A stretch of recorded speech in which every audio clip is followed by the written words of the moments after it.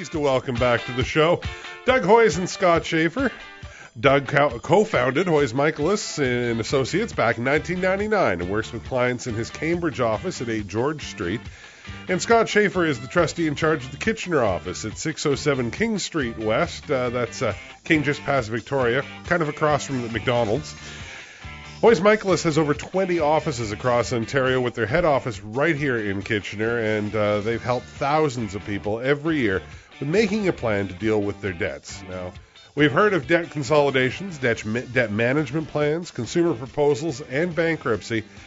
But do we really understand what they are? I think that's what we're going to tackle today. We're going to discuss all these plans and how they work and who can benefit from them by discussing past experiences. And we're also going to discuss who's to blame for our current debt situation. I feel a rant coming on.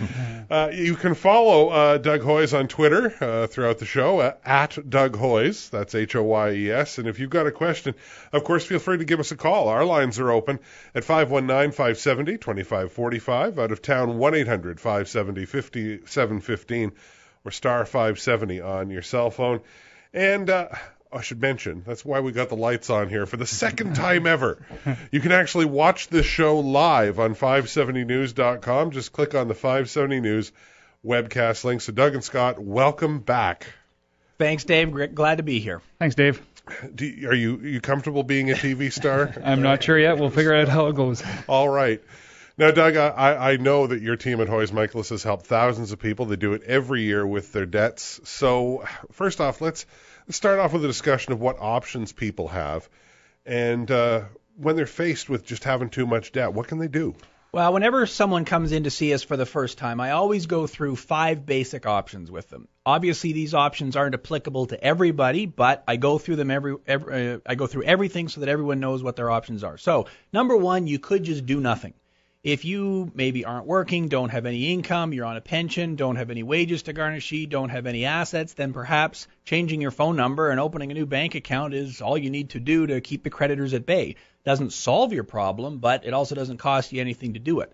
The second option would be to work through your problems on your own. So perhaps you cut some expenses, free up some cash, pay off your debts on your own. Maybe you go out and get a debt consolidation loan to lower the interest rate you're paying, refinance your house, something like that. Again, not too bad on your credit report. You don't have to pay me to do anything. Often a good solution.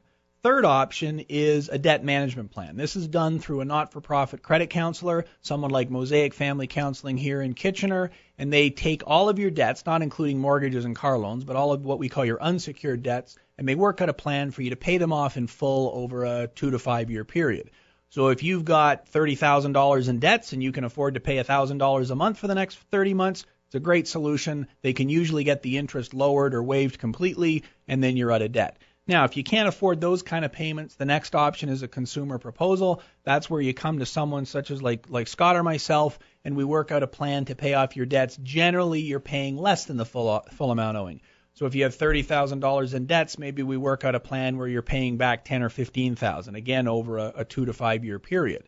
The final option, if you can't afford any payments at all of that size, would be a bankruptcy. Now, obviously, bankruptcy has some negative implications as well, which is why when you come in to meet with us, we walk you through all the options in your specific situation so that you can decide what's going to work best for you. Now, Scott, Doug just mentioned a consolidation loan. Right. What is a consolidation loan? How does it work? Well, a consolidation loan is a loan. So instead of getting a loan for a car or a trip or something like that, this loan is specifically used to pay off other debts. So it's really just a flip-flop of one debt to another debt, a loan that is grouping all your debts into one payment. So the nature of a consolidation loan is strictly to put everything into one. They've been really big in the 90s, in the 2000s. They've been dwindling ever since the financial crisis happened. Due to the nature of it all, a lot of banks offer a line of credits instead of that, but a consolidation loan is strictly a loan that is grouping all of your debts into one item. Now, Doug, can maybe you share some situations where you've seen a consolidation loan?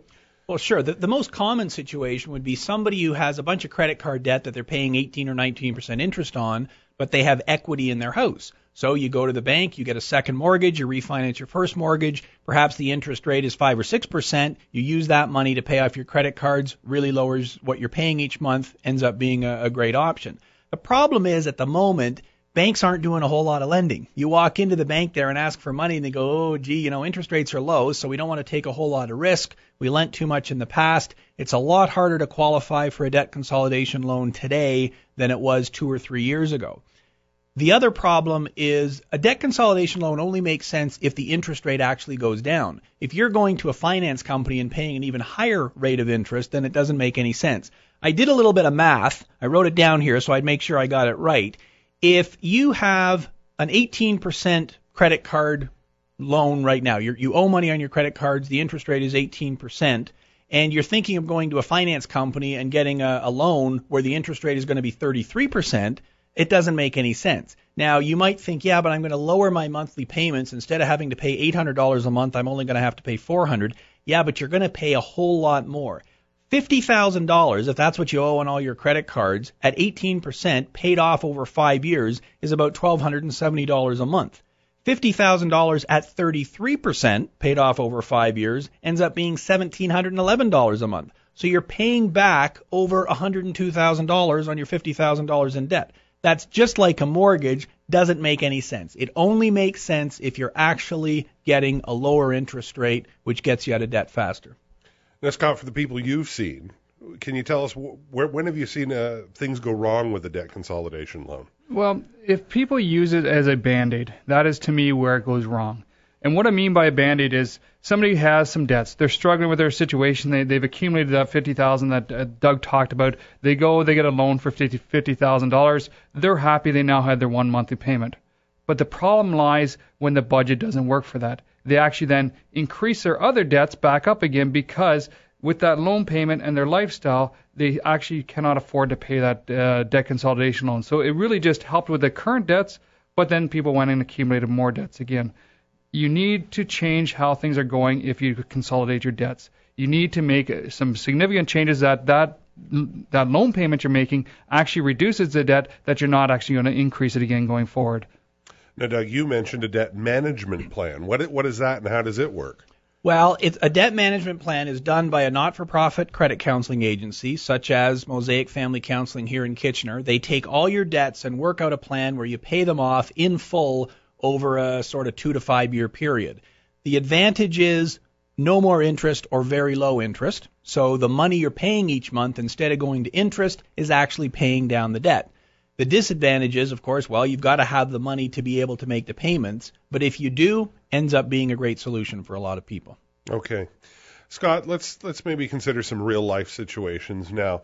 Can you give us some examples of where a situation where a debt management plan worked? Oh, absolutely. There are many cases we can talk about. I actually was just speaking to a couple on Thursday this week. They called me back to let me know how theirs was going.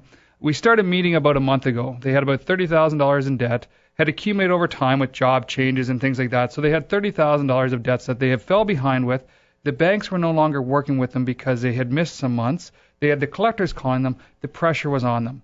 They both were working now, young couple, both working. They had the money in their budget to do it, but the creditors individually weren't working with them. So I ended up sending them over to Mosaic over on Queen Street, Mosaic Counseling and Family Services. They sat down with them over there. They worked out a plan to pay back about $500 a month for 5 years, 60 months, pays back that $30,000, pays 100% of it. They now have 1 monthly payment. For them, it worked really well. The debt levels were manageable for them. They just needed somebody to group it all together in one.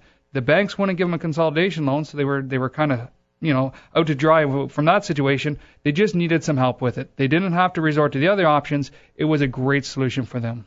It does. It sounds like a great option. I'm glad it worked for them, but maybe there are times, Doug, are there times where a debt management plan just doesn't work? Well, I think there's two obvious cases. Scott already hit on the first one. You're going to have to reduce your expenses, get your budget under control so that you can make the payments. So if you're not able to do that, then a debt management plan isn't going to work for you, which is why it's great that they're done by not-for-profit credit counseling agencies, because they can spend the time working out a budget with you to make it work.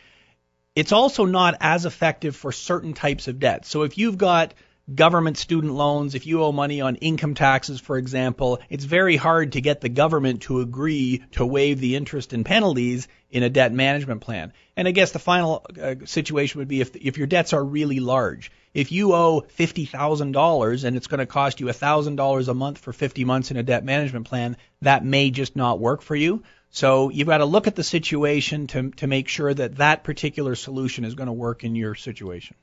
My guests today on Ask the Experts, Doug Hoyes and Scott Schaefer of Hoyes Michalos Trustees in Bankruptcy. You can look them up online at hoyes.com. That's HOYES.com, or give them a call at 310-PLAN. You can also give us a call here live in the studio at 519-570-2545. Out of town at 1-800-570-5715 or star 570, hands-free on your cell phone. We'll remind you again, if you click on 570 News right now, you can watch us. You can see our pretty faces and watch the show live for the second time only in the history of Ask the Experts. We'll be coming back with more in just a couple of minutes here on 570 News. This is Eric Thomas coming up next time on Raceline Radio, brought to you by TISO.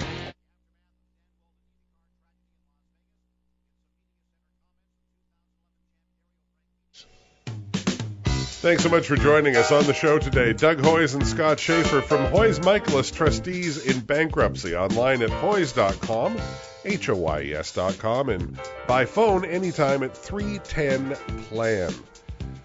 Now, in today's economy, we continue to hear about the debt crisis in Europe. There's lots of foreclosures and a big increase in consumer debt. So whose fault is it? Is it the fault of the bank for lending too much money, or is it all our fault for just asking for too much and borrowing it? Well, I think it's really easy to blame the banks when you look at the facts. So when I first started university, and I don't want to sound like some grumpy old man here, but it was almost 30 years ago that I started university. And I remember walking into my first day on campus, and I wasn't greeted by a professor or the university president or the student council president or anything like that. The first person I saw was the credit card representative with the sheet of paper that they gave to every student. It had a list of all the credit cards you could apply for down the side, and all you had to do was put a tick mark, put your name and put a tick mark, and you were instantly approved for a credit card with a $500 limit. So 2 weeks into your university career, you could have 10 credit cards with a $500 limit, $5,000 access to credit. I mean, that's crazy. A day before you started university, they wouldn't lend you anything, but now that you're a university student, you can get way into debt. So a lot of students back then would graduate not just with their student loans, but also with credit card debt. Now, you wind it forward, and you take a look at the credit card companies now. And I remember being on the show with you, Dave, back in 2007, 2008. We used to talk about all the credit card offers that you got in the mail, pre-approved for this and that, and 3 or 4 times a week I'd be pre-approved, and I'm sure all our listeners can remember getting pre-approved for a gold card and a platinum card and a titanium card, $10,000 limit. So we'd all fill them out, and again, tons of credit that we probably didn't need, but hey, if someone's going to throw it at you, why not take it? The real estate situation, another prime example of overlending. It used to be that you could, buy a house with no money down. Back before the credit crisis in 2008, you could get a mortgage for 95% of the value of the house. Of course, it had to be CMHC insured, which meant you were paying 2% more than, 2 points higher than normal. But hey, I get the loan, and then for the down payment, no problem, the bank would lend you that too. They'd lend you $20,000 to put into your RSP, and then you could use the money in your RSP under the new home buyers program to make the down payment. And in fact, they might even give you cash back, and you could use that to buy a fridge and a stove. I mean, it was nuts. Finance companies are probably even worse, and we already hit on them a bit earlier. Getting a loan where the interest rate is 33% is insane. So, yeah, I blame the banks, the credit card companies, the finance companies for all this lending. But there's 2 sides to the story. And the second side of the story is it takes 2 to tango. There has to be a lender, but there also has to be a borrower. When that pre-approved credit card application came in the mail, I had to actually fill it out and sign it and send it back. I had to go to the bank to apply for that mortgage or that loan or that finance company loan or that credit card. So I think we've got to look at both sides of it and say, you know what, yes, the banks are to blame. They lent way too much money, but we also borrowed when we really didn't need it, and now we're the ones who are suffering the consequences of it. The banks are going to lend because they make money lending. The largest bank in Canada makes a profit of $1.5 billion every 3 months. It's fantastically profitable for them to lend. A savings account now pays less than 1%. They take that money and loan it out to you on a credit card at 19%. That's a massive profit margin. I mean, that's like me making a pen for $1 and being able to sell it for $19. That's a fantastic rate of return. It's no wonder they're gonna throw it out there. But we have the power to say no. We have the power to say, I'm the boss here. I can decide if I'm going to use my credit card as a way to borrow or not. Mm-hmm. And when the bank automatically increases my credit card limit from $5,000 to $10,000, I have the power to phone the bank and say, no, I don't want that much credit, back it down. And when they offer to lend me more against my house, I have the power to say, no, you know what? I'm trying to get out of debt, not get into more debt. So I think the solution to our problems, and I surveyed my staff this week and asked them, what do you think? What do you think the solution is? And some of them said, well, maybe the government should put a cap on interest rates for credit cards or loans or whatever. Okay, I guess that's one solution, but the government, I mean, aren't these the geniuses who've racked up the biggest deficits in the history of this country? Are these the guys we want managing my money? I don't think so. More education would be great, but it's kind of hard teaching a 14-year-old kid in high school the value of credit when they've never been able to borrow anyways. I think the ultimate solution is we have to be responsible for ourselves. We have to say to ourselves, I'm the boss. I'm the one who's going to decide what I borrow and when I borrow. And if we do that, I think all of a sudden the banks can't get away with lending us all this money because we're not taking it. If we start thinking of it as a debt card instead of a credit card, that changes your whole perception. Credit sounds like something good. Oh, the bank gave me credit. That's a great thing. It's a debt card. Every time I use it, I'm digging myself into the hole. If we said to ourselves, I'm the boss, I think that ultimately is the solution to our debt problems. I also think we live in changing times. Our times change quicker than ever before. So I went to school here at Wilfrid Laurier University, took an economics degree. Back in economics, we studied, the recessions and booms and that kind of stuff. Recessions happen all the time. They happen always on the ones, the 71, 81, 91, 2001. The difficulty we live in a world that spins faster and faster. We are now being affected by what's happening in Greece. Well, I don't know about you guys. I haven't been to Greece lately, and I don't know what's happening there, but it affects our, situation today. We live in times that change. We have companies that move down the road to Hamilton and take many, many jobs out of town here. We have jobs changing all the time. We live in a world that changes quicker and quicker. So when we have these debts and something bad happens, such as a job loss, an illness, even good things where you have kids and you buy homes, your purchasing power has just decreased. When things change, having debt is going to handicap the situation, is going to make it more that your hands are tied. So we need to be prepared for change and not have too much debt. Bad things or bad things happen to good people all the time. And when these things happen, that's where people get into trouble. Yeah, and if you're sitting there now listening to us saying, okay, I get it, you're right, I should, borrow less and not use my credit cards and cut them up and everything, but what do I do if I already have a bunch of debt? I did lose my job a year ago and I've had to live on credit. I can't sell my house and pay off the mortgage because it's worth less than what I paid for it. What do I do? Well, again, you have to say to yourself, I'm the boss. You have to be proactive and take a look at those 5 options that we talked about earlier. Can you cut your expenses and pay your debts off yourself? Or maybe you do have to file a consumer proposal to get your debts under control. Waiting for it to get better generally isn't the solution because the interest keeps piling up. You've got to decide, I'm in control, I'm the boss, I'm going to deal with it today, and that's the first step to getting this under control. Once the debts are under control, it's a lot easier to manage it in the future. Yeah, Doug hit the magic word there. It's about control. It's about imagining a world of what you want the future to look like. Choosing the option that gets you there. If you're sitting there today with a bunch of debts and you say, what am I going to do? The first part is imagine a world if you had those debts in control. What different things would you do? What do you want that world to look like? What do you want your future to be there? Then go through those options. Choose the one that gets you there. Everything in life has a pro and cons. It's just a matter of deciding which one works for you. Control is so important. You need to control your situation. And debts can be really crushing. So I get my paycheck, and what do? Well, I got to figure out how I allocate that amongst the 7 different people I owe money to. It's not a case of saying, great, I've got my paycheck. I wonder how much I'm putting into savings.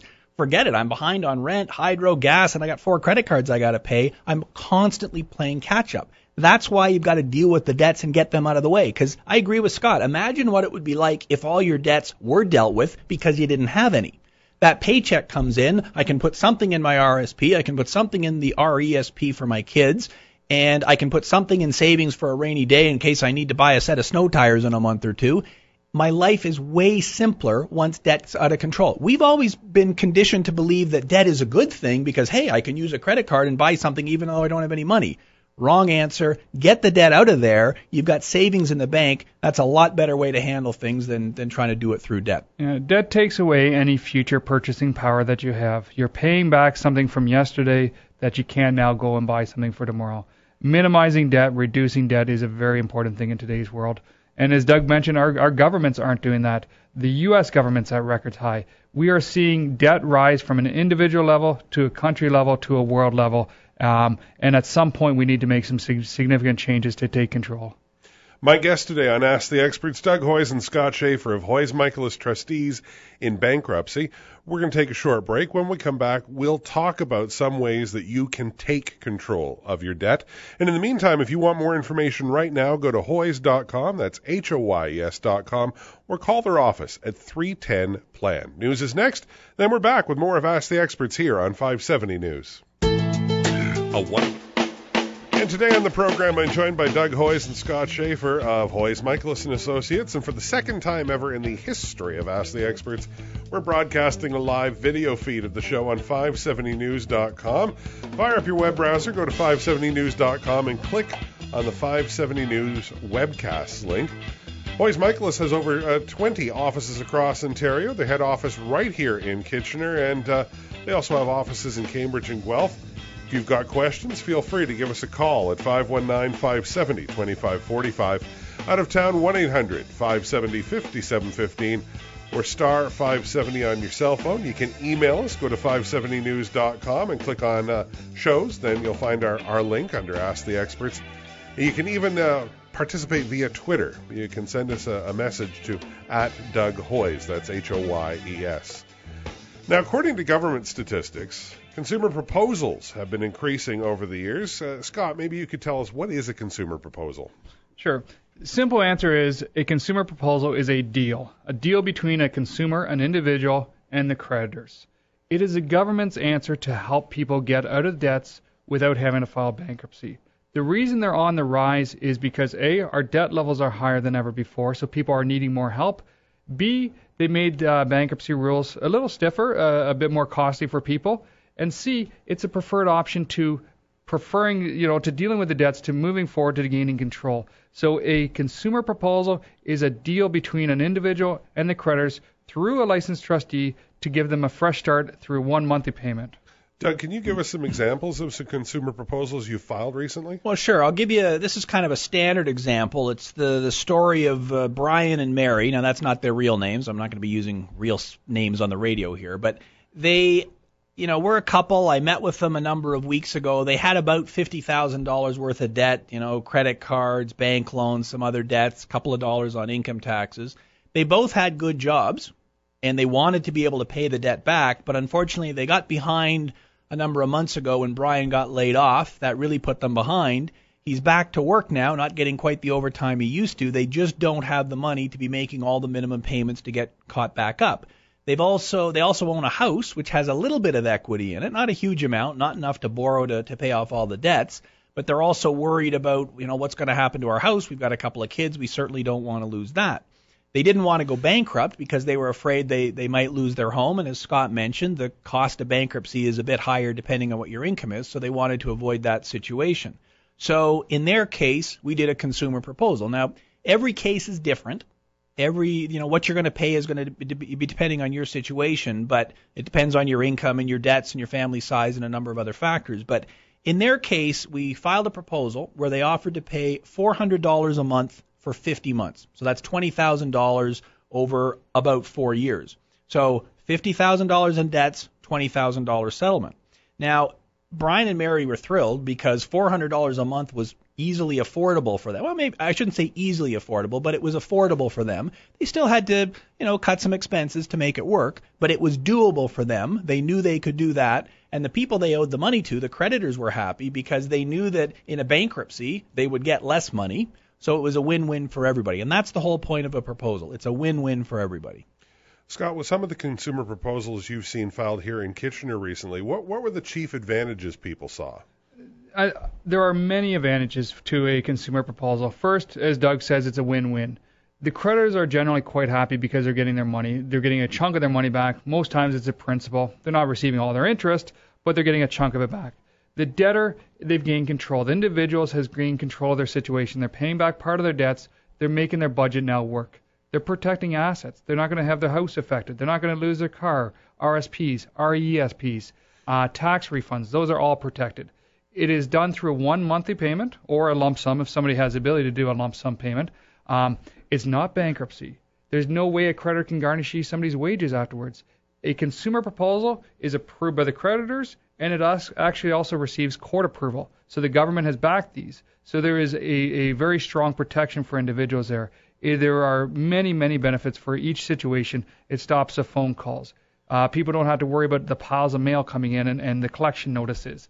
It's about giving the honest but unfortunate debtor a fresh start, is the words the government uses. Well, and it's a situation of control. You're now back in control of your situation. So if I've got 6 or 7 people phoning me every day because I owe this guy and I got to pay that guy on the 12th and this guy on the 15th and that guy on the 19th and then this guy wants more money and this guy's threatening to take me to court, I'm not in control. I'm freaking out. I can't sleep at night. It's affecting my health, my relationships, my job. Whereas once the proposal is filed and the creditors have said yes to it, okay, now I know I've got to pay $400 a month in my example. Could be a different number. That's $200 every paycheck if I get paid every 2 weeks. I can do that. We'll set it up to take it right out of your bank account on payday. No more worries. You're in control. You know exactly what you've got to pay. It's a great solution for a lot of people.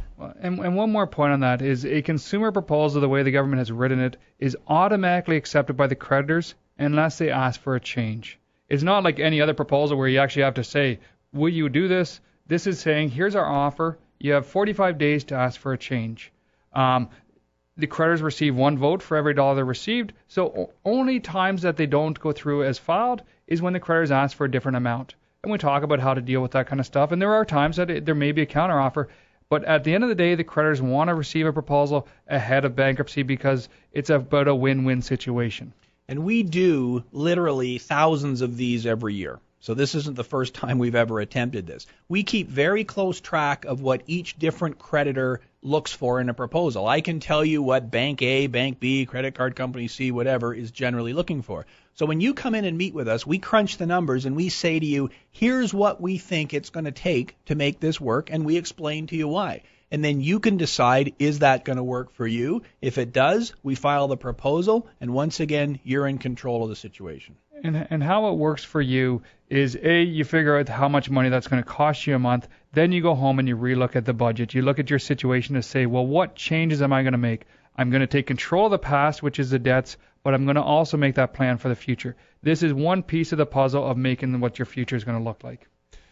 All right, we've discussed some good options. We've discussed consolidation loans, debt management plans, and consumer proposals, but we haven't really delved into the details of personal bankruptcy.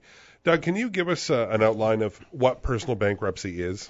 Well, in really simple terms, in a bankruptcy, all of your stuff gets taken over by a trustee, and that money gets distributed to your creditors. Now, you don't lose everything you own. You don't lose your couch and your chair and your clothing and whatnot. But if you have equity in a house, if you've got some investments, then you potentially lose them. You're going to lose your tax refund for the year that you file bankruptcy. And if your income goes above a certain limit, you're going to lose a portion of that. Let me give you a kind of a scenario of how this would work. And again, this is a real story. I'm not going to use the guy's real name. I'm just going to call him Fred. But here's what happened. He went through a separation. House got sold. There was no equity in it. He didn't get any money out of that. His ex-wife had a whole lot of debts because they were joint on a bunch of things. So she ended up having to go bankrupt, which meant, of course, they're now coming after Fred for the money. His total debt, including the money that got lost on the house when it was sold, was about $70,000. Now, he makes around $2,500 a month, and he's paying child support, so there was no way he could pay back $70,000. There was no way he could even offer a proposal. There just wasn't enough money there, so we ended up doing the bankruptcy. All he owns is an old car, so for him the bankruptcy was a logical option. he's going to end up paying about $200 a month for 9 months, and his debts are going to get wiped out. Now, he's going to have a note on his credit report for 7 years saying that he went bankrupt. He is going to lose his tax return next year, but for him, it was a pretty obvious solution. There was no way he could pay back $70,000. He didn't want to have his wages garnished. He didn't want to have his bank account frozen. So for him, the bankruptcy ended up being the last resort, but it was the logical option for him. So even though the consumer proposal is the preferred option, there are times where a personal bankruptcy just is the better solution for someone. Scott, maybe you could recount a few cases where personal bankruptcy was the fresh start option that people chose. Right. So the key part there was a fresh start. Bankruptcy is done after 9 or 21 months for a first time. There's a two-tiered system there now in the government system. But in Doug's case, Doug's example is a perfect example of where people would maybe consider a bankruptcy ahead of a proposal. A proposal goes on for a period of time, no more than 5 years. Bankruptcy is done sooner. When couples separate, their situations change and they now have two places they got to pay rent for. They're paying support because they're both kind of contributing to the family unit. For them, they've gone through a separation. There's a lot of stuff, emotional connection to that. For them, a bankruptcy could be done in 9 months, 21 months. It allows the separation to be over, the debts to be over, them to move forward. Some of them don't want to carry it forward for 5 years. So for some people, that's the case. In general, the higher the income, the better a proposal will be. The lower the income, the bankruptcy may make more sense just because of sheer ability to make sure the budget works going forward. So in cases where somebody's income is lower, they're working for $12 an hour, they may not actually have enough money to throw at a proposal to make it work. So in each case, which one gets them on with their situation first is a part of that one. Yeah, and from a process point of view, we look at all the different options. So when you come in to see us at Hoyes Michalos, we're not going to say, oh, you need to go bankrupt. No, that's the last option we look at. We're going to go through the scenarios. Can you deal with it on your own? Can you refinance? Can you do a debt management plan? Can you do a consumer proposal? If none of those options work, then we start talking about a bankruptcy. It's the last resort, the last option, not the first one. So you can be confident that we're going to talk about all of the different options, explain them to you so that you understand how they impact your situation. You can go to our website at hoyes.com and read all about them, but of course they aren't going to talk about your specific situation because we don't know your numbers until you come in and meet with us. So that's why we say to people, well, give us a call, 310-PLAN, go to our website, hoyes.com, hoyes.com. You can read all about this stuff, but then you want to come in and sit down with us. We can crunch the numbers, walk you through the scenarios, and then you'll see which one works best for you. And people should be, you are not alone in this. For personal finances, most people don't share their stories. You talk about, what you did last night. You talk about what's going on in your kids' lives. You talk about your medical procedures. You talk about a lot of things. Most times people don't talk about their personal finance situation. How much money are they making? Who do they owe money to? In the last 4 years, more than 500,000 Canadians have gone through a proposal or bankruptcy. These are some big numbers. People are not alone in this. They may feel alone because they don't have anybody to talk to, which is what we're there for, to be their sounding board. You don't have to come in and see us. You can call us. Talk to us on the phone. We'll answer your questions. If you need to come see us, come see us. There's no cost in seeing us. It's a free consultation. We get paid by the government for what we do. It's no direct cost to us. Yeah, our fees are set by the government. It's not the government paying us, but our fees are set by the government. We are not allowed to charge a fee until we start the process. So all of our initial consultations, our initial phone calls, totally free so that you can understand your options. We're not like those debt consultants who are going to charge you $1,500 and then refer you to a trustee anyways. And that's why there's no risk to you to giving us a shout to finding out what the correct options are.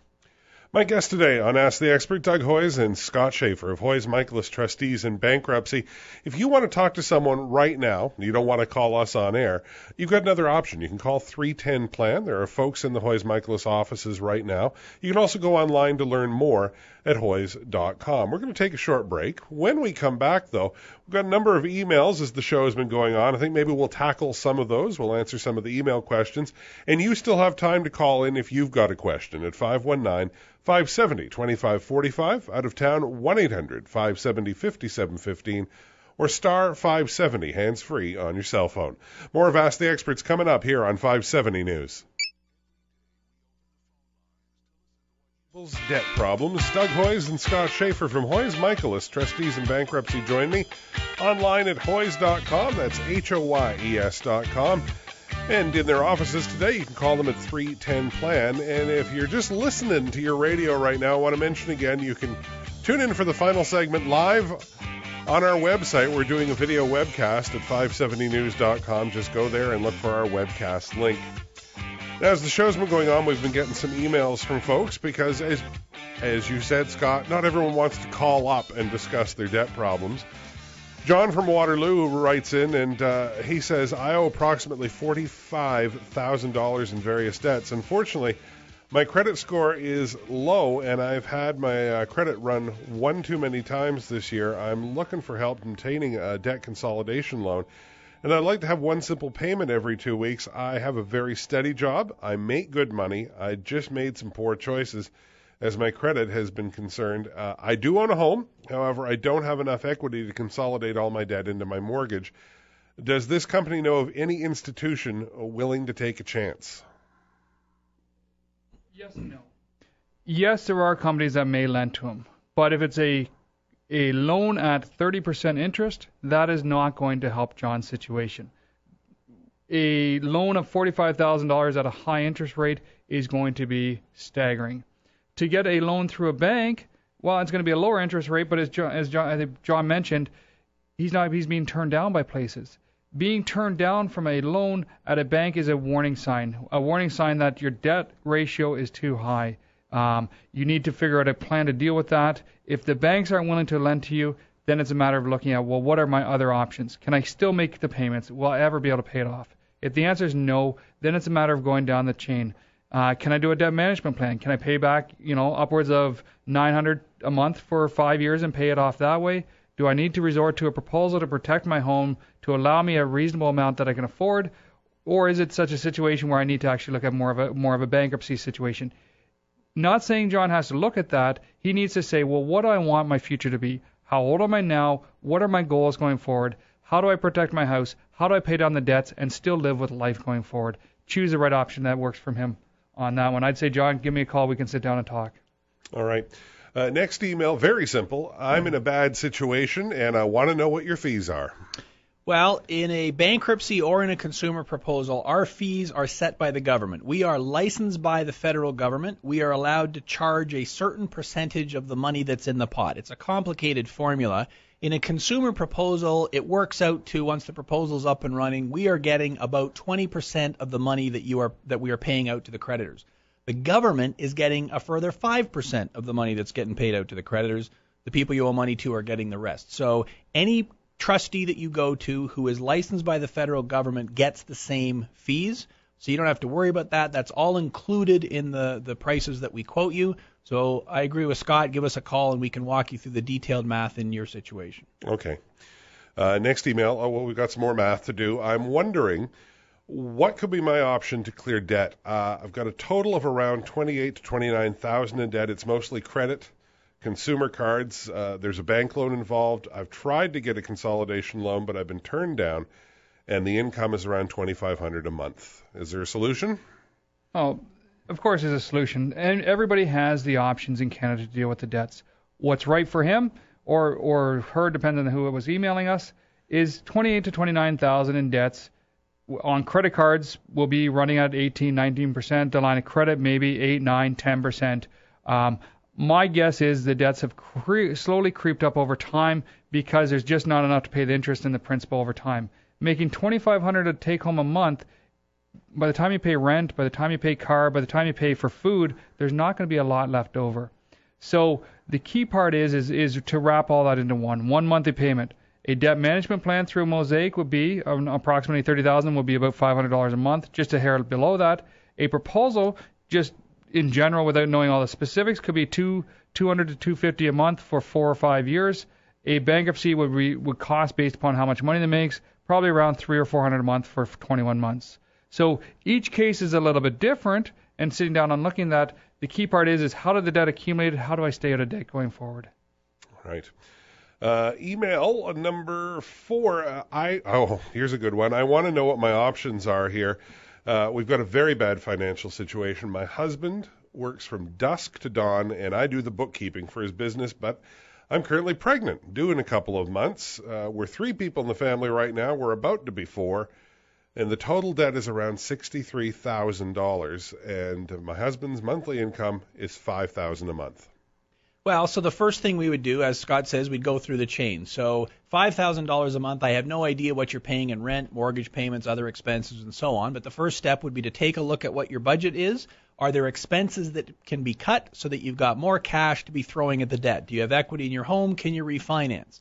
If not, then we've got to look at something like a debt management plan. So $63,000 worth of debts, well, that's going to cost you more than $1,000 a month for 5 years to pay that off in full.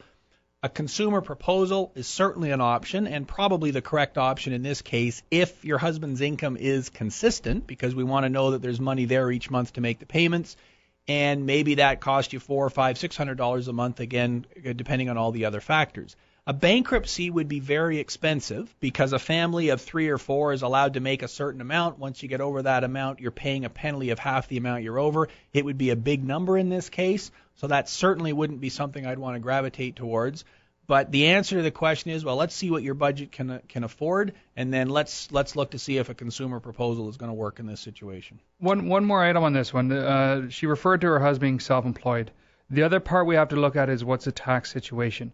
Are the tax returns up to date? Is there a tax debt?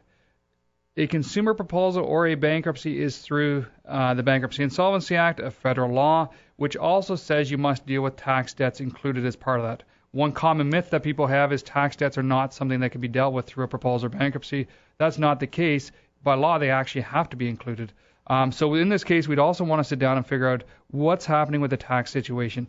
Is that number she's talking about before or after taxes? Are they putting money away for future tax debts? Because to be going forward and having a big tax debt show up every year can be punishing on people. So there's a bit more to look at in this situation on going forward. And we've got to look at the future as well. If your husband's income isn't stable, then a consumer proposal doesn't necessarily work. We've talked, and of course listening to the news these days about plant closures and so on. Well, if you know a plant closure is coming up, then a 5-year proposal might not be the correct answer for you. On the other hand, if you know you've got a stable job, then maybe it is.